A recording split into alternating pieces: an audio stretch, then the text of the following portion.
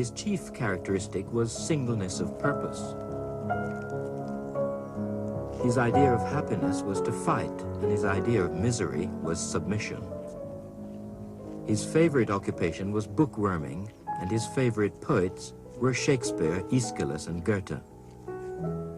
His favorite heroes were the rebel slave leader Spartacus and the astronomer Kepler. His favorite names were Laura and Jenny, and his favorite dish was fish. His favorite motto was, "You must have doubts about everything," and his favorite color was red.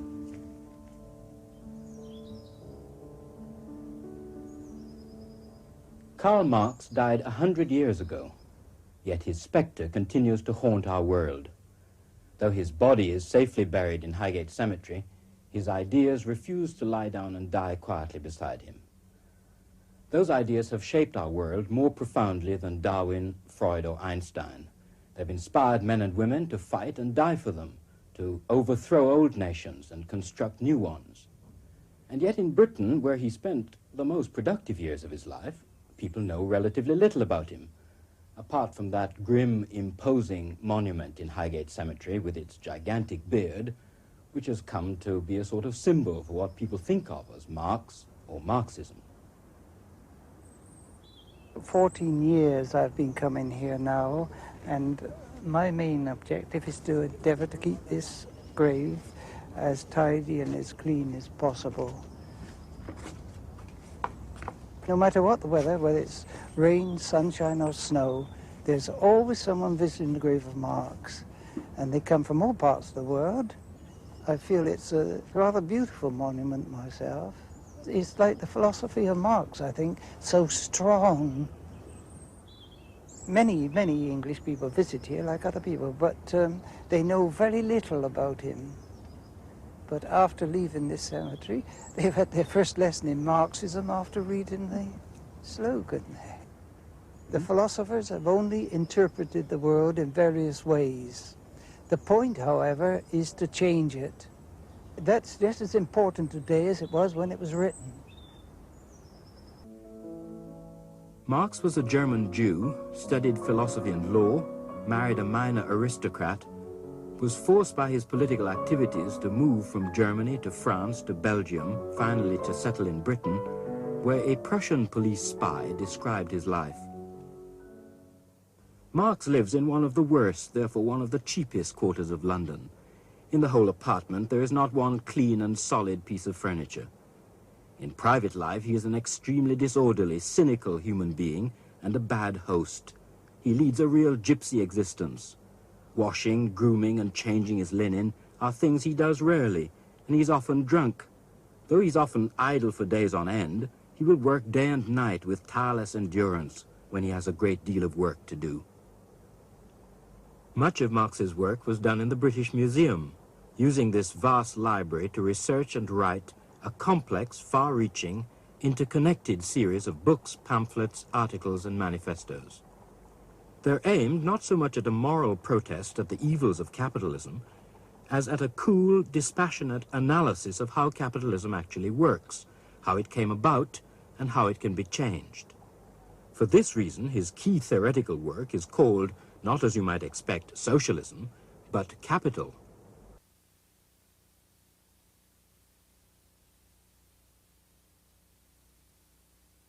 Hidden within its sometimes forbidding prose is the promise of revolution. It was a starting point for a chain of ideas that have inspired a world movement. "Workers of all lands unite. You have nothing to lose but your chains," Marx wrote in the Communist Manifesto. These are the industrial working class to whom Marx addressed himself. His writing was aimed at their emancipation. It was rooted in the material reality of their lives. Marx began by examining human labor. The exercise of labor power, labor, is the worker's own life activity, and this life activity he sells to another person in order to secure the necessary means of subsistence. He works in order to live. For Marx, the capitalist hired the worker's labor power in order to extract a surplus from it. And there was a built-in conflict between the workers and the capitalists who exploited them. a class struggle. Nothing new, he wrote, because one fact is common to all past ages, the exploitation of one class by another. The key thing about any society was who provided labor power, who owned the means of production, and how this relationship was organized. In capitalism, for instance, the workers don't own the factories, the means of production, so they must sell their labor as a commodity to those who do, who extract a surplus from their labor. In the same way, in feudal society, the serfs were tied to the land and obliged to hand over a part of what they produced to the lord of the manor. And in slave society, the slaves themselves were physically owned by their masters, who also owned what they produced with their labor. For Marx, the difference between capitalism and previous systems was its phenomenal productiveness and dynamism.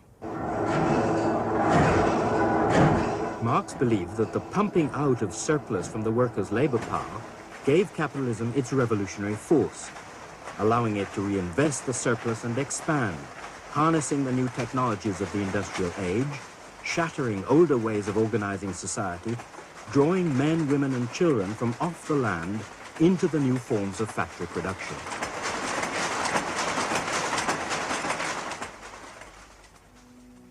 Capitalism adapted workers to the disciplines of factory labor, fixing them in their place.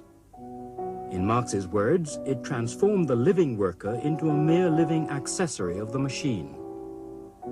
In so doing, capitalism had produced a new kind of human being, the industrial worker, the proletariat.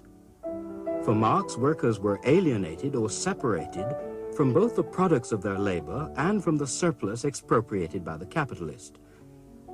Their working lives were fragmented by the division of labor. They were split off from other workers through competition. They had lost a sense of being at home in the world they themselves had created. Instead, their lives were overshadowed by the alien force of capital, feeding off their living labor. Marx wrote, "Capital is dead labor that, vampire-like, lives only by sucking living labor, and lives the more labor it sucks." And yet he believed capitalism was to be its own gravedigger.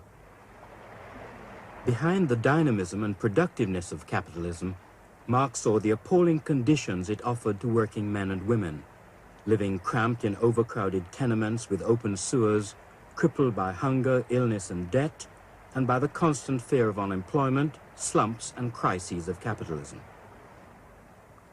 Marx believed that the experience of capitalism would begin to unify the proletariat as a class.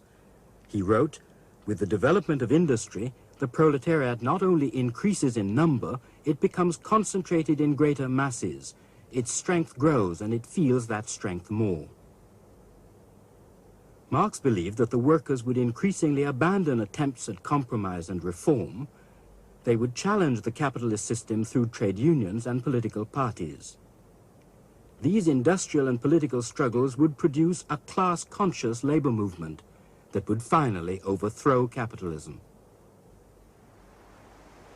Marx rooted his analysis in the realities of 19th century industry, partly learned from his friend Engels, a mill owner in Manchester, then the hub of world production.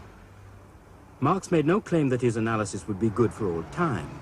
So what relevance does it have 100 years later? What stands on the site of Engels' original factory? What kind of capitalism remains? Well, for a start, not much, because recession has struck here as elsewhere. Capitalism seems to have disappeared, though not quite in the way Marx imagined. But in one corner of the factory, it's a different story.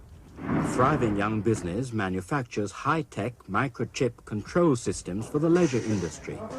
Its managing director is 22 years old. I don't know really how Marx would see us now.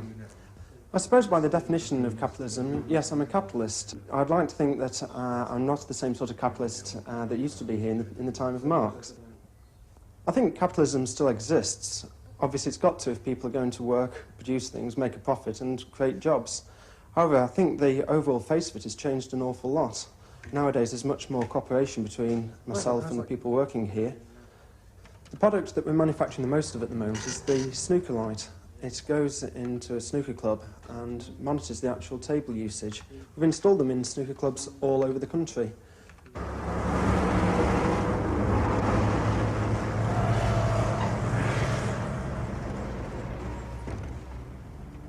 It's an irony that Marx might have cherished that down in London, where Mike Newton's electronic control systems monitor the snooker tables, one young unemployed player sees the system through very different eyes. When you first become unemployed, you start off and you think to yourself, it'll only take 2 or 3 weeks until I find a position I should be all right, you know. Then a week, months, you know, and it just really is soul destroying. I get, what, £22 a week, you know. I'd like to see Maggie Thatcher live off of £22 a week, I really would. You just get deeper and deeper in debt. There's no way in the world that you can live on £22 a week, you know. Like, you can't eat properly, you only eat once a day, and even then only very cheap foods. When you get bills come in, you have to phone the people up or go to see the people, you know, sort of like cap in hand, you know, all the time. Some's what it was 100 years ago. We're going backwards, you know, instead of forward, we're going backwards. Same old thing, you know, that the rich man in his castle and the poor man at his gates. The system, the capitalist system, doesn't give us anything, really, you know.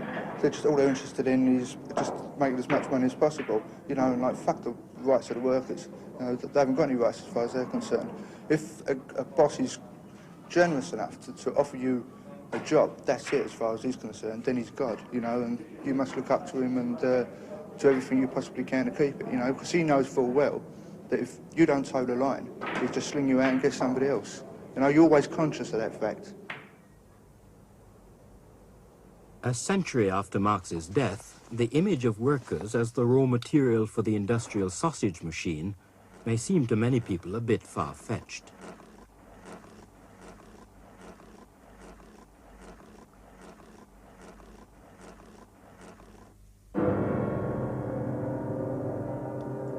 Marx would have been the first to see that in the journey from the 19th century to the present day, capitalism has changed profoundly. Some have even claimed that class divisions, and therefore class struggle, have ceased to exist. Of course, today's working class looks a great deal different from the 19th century sepia prints, as it hurries to the office or the factory of modern capitalism. It's no longer the top hat and the cloth cap that describes capitalism, nor even its modern equivalent, the bowler hat and the hard hat.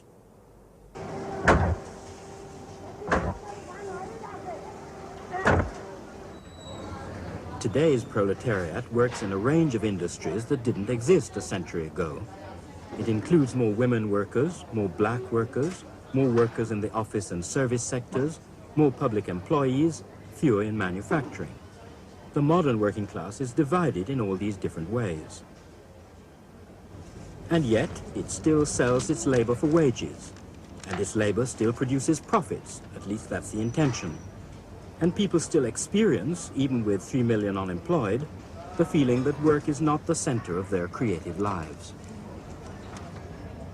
Well, it's just a job, really, you know. You do your job, but I wouldn't say it was interest. You don't choose it as a career. It's just something that you take up. Obviously, I need the money, so it does play an important part, doesn't it, really? You need money anyway, then you go to work. You've got to come to work and earn some money to do what you want to do at home and enjoy yourself, haven't you? Many people will recognize the sense of release at the end of the working day. Marx had written, "The worker only feels at home outside his work, and in his work he feels a stranger. He is at home when he's not working, and when he works he is not at home." Marx also pointed to the way workers become split off from the products of their labor, which stare back at them from the shelves of shops, stores and supermarkets as if they were alien objects. He wrote, "There is a definite social relation between men that assumes in their eyes the fantastic form of a relation between things. This I call the fetishism, which attaches itself to the products of labor so soon as they are produced as commodities." Marx anticipated the consumer society.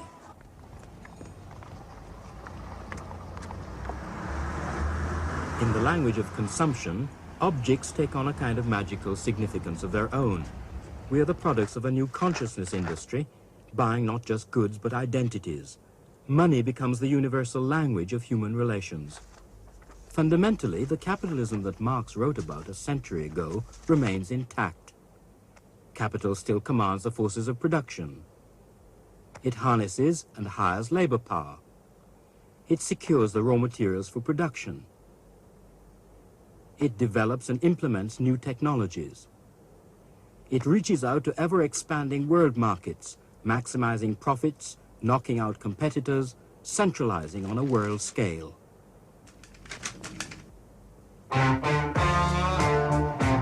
The capitalism we face today links London, New York, Tokyo into a concentrated, integrated world system.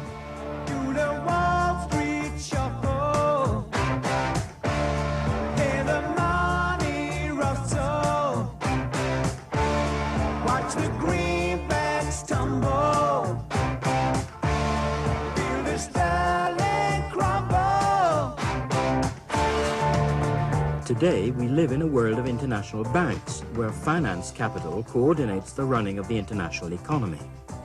The banks are interlinked with international corporations that employ an international workforce. They operate through international trade and transportation. They communicate through international data systems. Marx wrote, "The bourgeoisie has subjected the country to the rule of the towns." From the corporate headquarters in the great cities, they direct the modern world.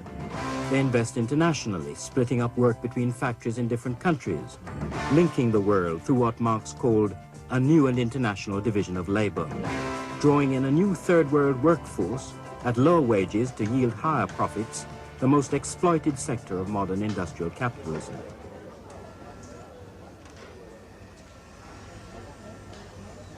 This third world workforce, fresh to the discipline of the factory, operates 20th century technology in return for wages and conditions which hark back to the 19th century. The working condition here is very bad because we work 16 hours a day. They are forcing us to have overtime all the day.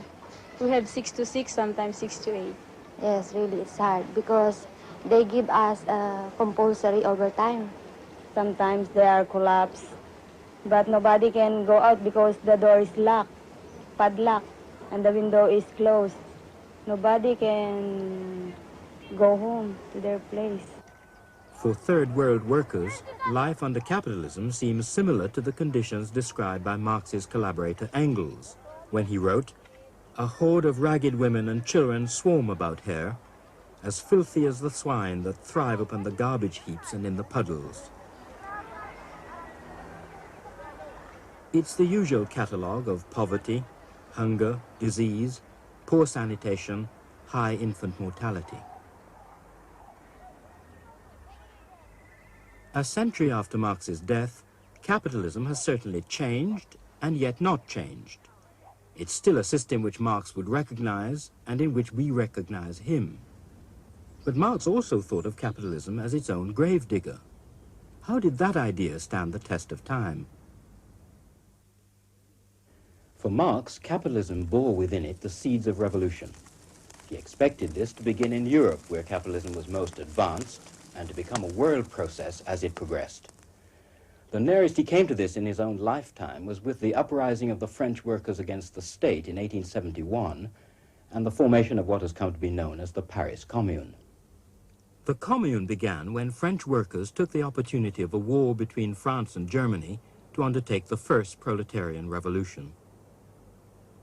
Marx, who was commonly seen as an enemy of democracy, admired the Commune because it tried to set up a decentralized, federal system of direct democracy, where, as Engels put it, all officials, high or low, were paid only the wages received by other workers, and they were subject to election and recall at short notice. The communards had toppled the existing state machinery, which they saw as organizing society to serve the interests of capitalism. In place of the dictatorship of the bourgeoisie, they installed what Marx and others called the dictatorship of the proletariat. For the communards, this dictatorship meant genuine popular power. They attempted to defend the common ownership and control of the productive forces, to build a society where, in Marx's words, the free development of each is the condition for the free development of all. It was an experiment that couldn't be allowed to succeed.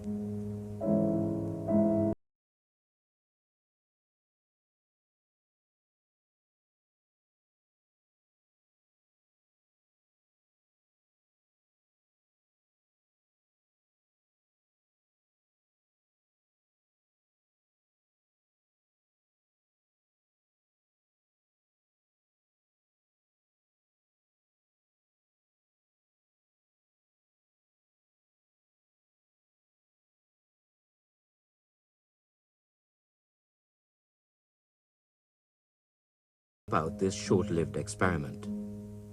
Over 20,000 communards were killed.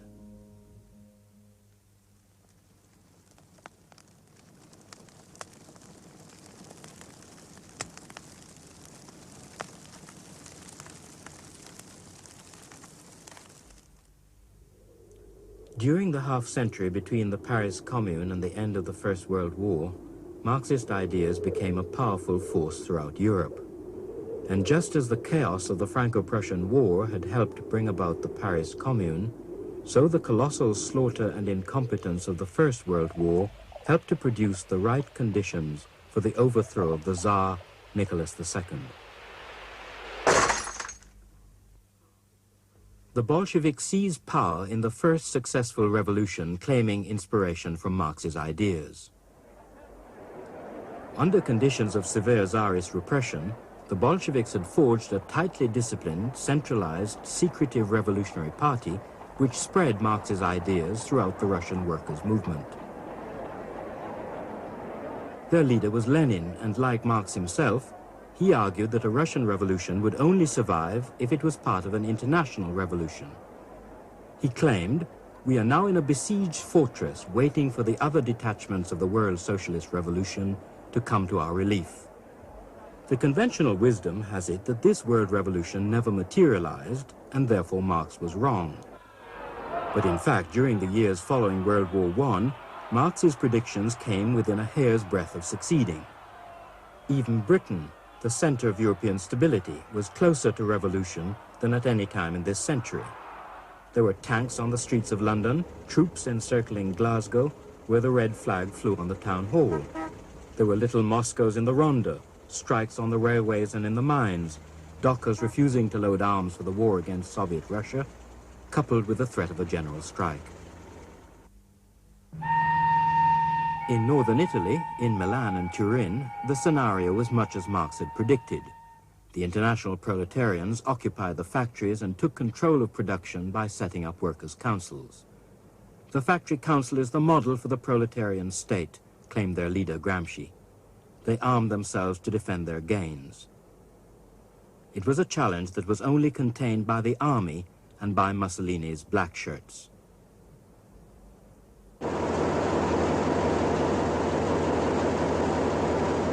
Berlin under the red flag, announced the headlines in 1919. In the unrest following World War I, the Kaiser was deposed and a republic formed under the powerful German Social Democrat Party, who were strongly influenced by Marxism.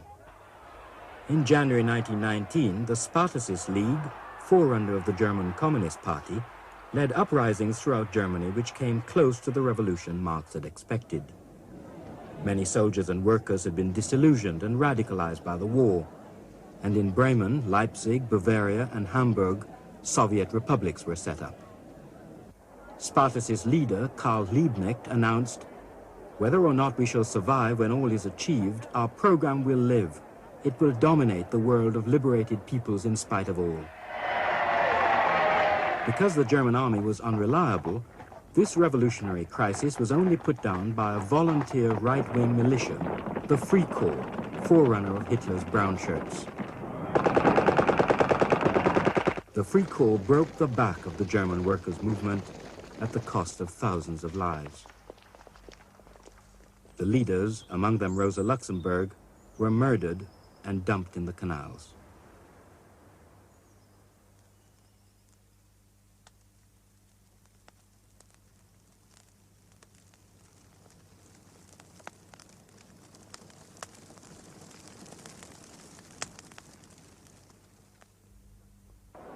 In Hungary, the pattern was the same.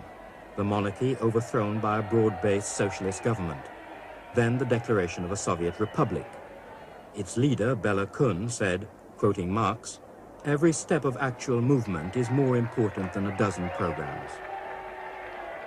The Hungarian Soviet lasted 6 months and was undermined by the invasion of Czech and Romanian forces who occupied Budapest. Workers' councils like this one were executed. Marx's predictions of proletarian revolution in the advanced capitalist countries had been proved right.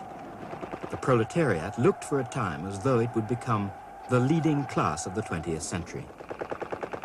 Where the Marxist movements went wrong was in misjudging the resilience of capitalism and the strength of the state.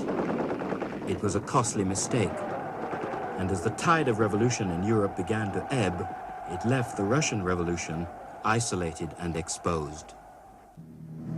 The Soviet Union stood isolated. It was encircled by Tsarist troops, backed by the armies of 17 nations. These were the soldiers, workers, and peasants who fought to hold back the combined forces of the capitalist countries in their crusade against what the British War Secretary, Winston Churchill, called the nameless beast of communism. For a time, it seemed likely that the first Marxist revolution would be defeated, like the other revolutions in Europe. But in an amazingly short space of time, the Bolsheviks shaped a Red Army from an undisciplined, backward peasantry. Its organizer was the war commissar, Trotsky. This army took on a vastly superior force, and against all expectations, they won.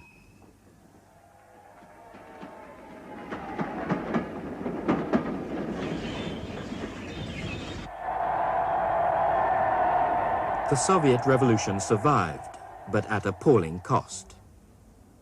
Russia's backward and underdeveloped industry lay in ruins, devastated by the war. 9 million people had died in the war from famine, cold, and disease. Now to the immense problems of this vast, semi-feudal, backward nation were added the burden of millions of refugees. There was also sabotage by opponents of the Bolsheviks, and even armed rebellion from among their supporters. Lenin faced these colossal problems by establishing, in his own words, strict iron discipline backed up by the state power of the armed workers, and Lenin's centralized Bolshevik party structure became the instrument of this discipline. He had set in motion the state machine that Stalin would inherit. Lenin was forced to relax the rigors of war communism and adopt a new economic policy of limited private enterprise. The new policy worked. The peasants provided food for the cities, and industrial production began again. The new socialist society began to tackle the aftermath of the war, to feed and clothe the millions of orphans,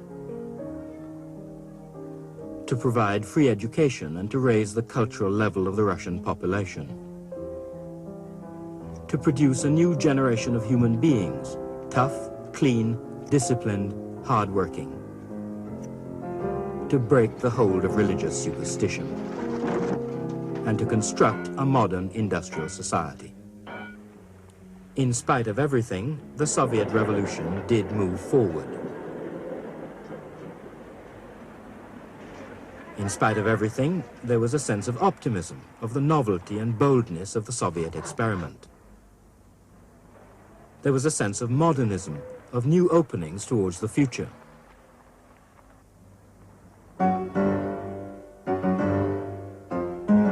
People were becoming aware of themselves as agents in a process of revolutionary change.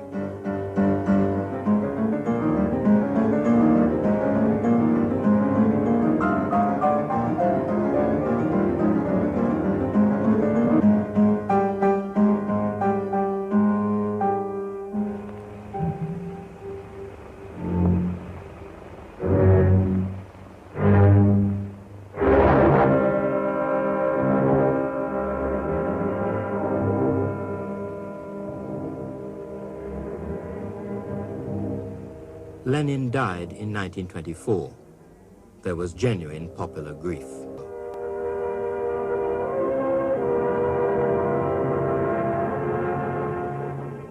Stalin was waiting in the wings. Already General Secretary under Lenin, Stalin was an ambitious careerist who had made his way up the party hierarchy. He took control of the funeral arrangements and mummified Lenin like a pharaoh.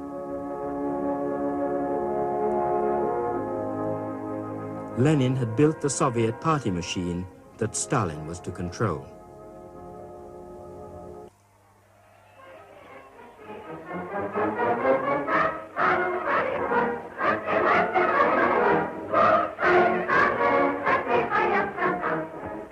Throughout the 20s and 30s, Stalin consolidated his control. He began to build his own frozen version of socialism, a society of neat lives and optimistic souls with no room for questioning or debate.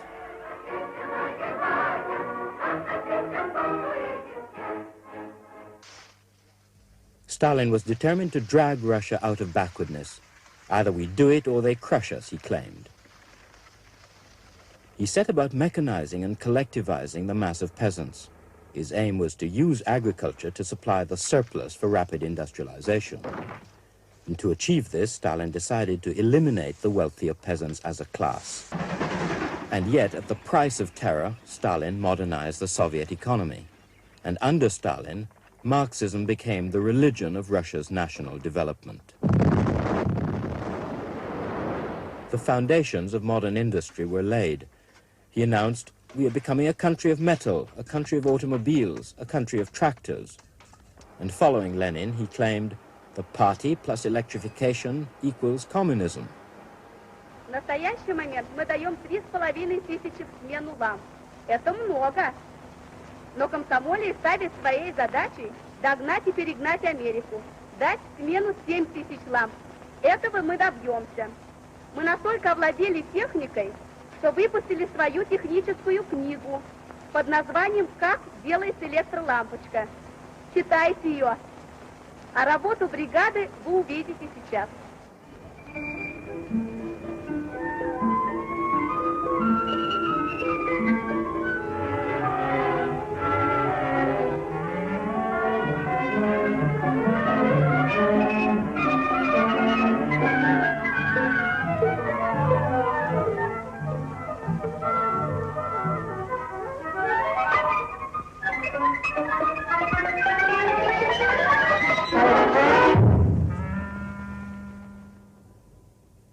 The central planning of the Soviet economy spawned a massive bureaucracy.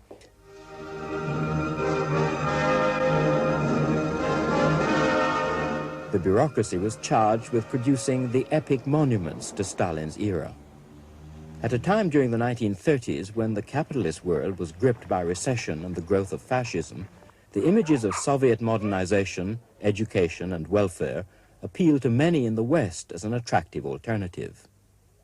Stalin claimed, "Of all the treasures a state can possess, the human lives of its citizens are for us the most precious."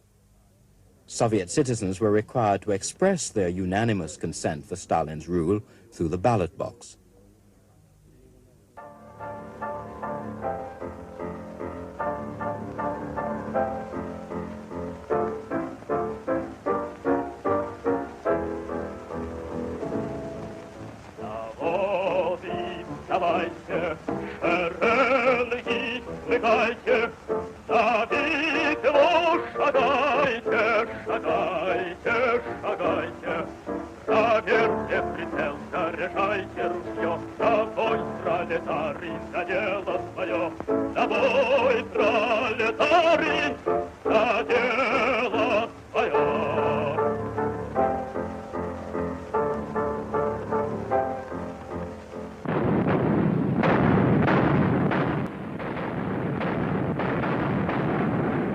As in the First World War, Russia faced Germany. But this time, Stalin's newly industrialized Soviet Union was finally victorious. The war cost 20 million Russian lives and confirmed Stalin as a world figure alongside Roosevelt and Churchill. The nameless beast of communism carved up post-war Europe with a man who had organized the war of intervention. The Soviet Union was now a world power.